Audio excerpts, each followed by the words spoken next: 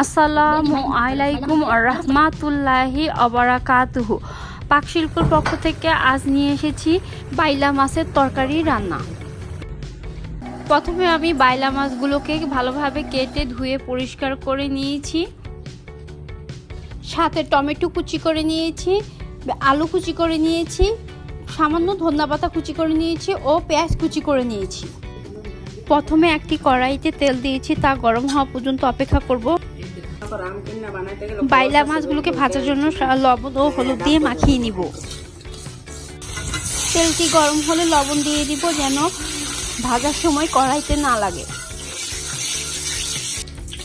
আমি বাইলা মাছগুলোকে এক এক করে দিয়ে ভালোভাবে ভেজে নিব।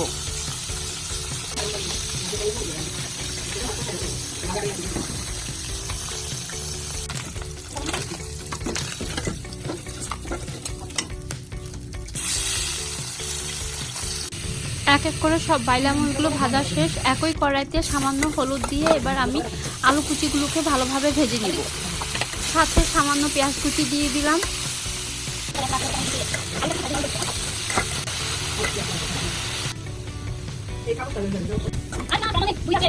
আলুটা ভালোভাবে ভাজা হলে তুলে নিব এবং একই কড়াইতে আবার তেল দিব।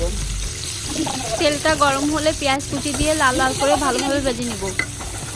পেঁয়াজটা লাল লাল করে ভাজা হলে সামান্য আদা রসুন বাটা দিয়ে দিব এবং সামান্য হলুদের গুঁড়া দিয়ে হালকা ভেজে নিব। ভাজা হলে পরিমাণ মতো মরিচের গুঁড়া দিয়ে দিব, স্বাদ মতো লবণ দিব এবং হাফ কাপ পরিমাণ পানি দিয়ে ভালোভাবে কষিয়ে নিব।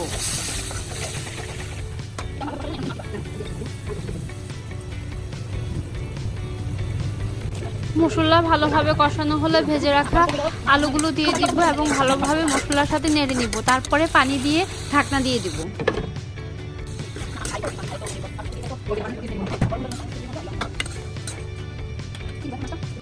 পানি ভালোভাবে ফুটে উঠলে ভেজে রাখা বাইলা মাছগুলো দিয়ে দিব, টমেটো কুচি দিয়ে দিব এবং ফেলে রাখা কাঁচামরিচগুলো দিয়ে হালকা নেড়ে ঢাকনা দিয়ে দিব। পানি শুকানো পর্যন্ত কিছুক্ষণ পর নেড়ে দিব।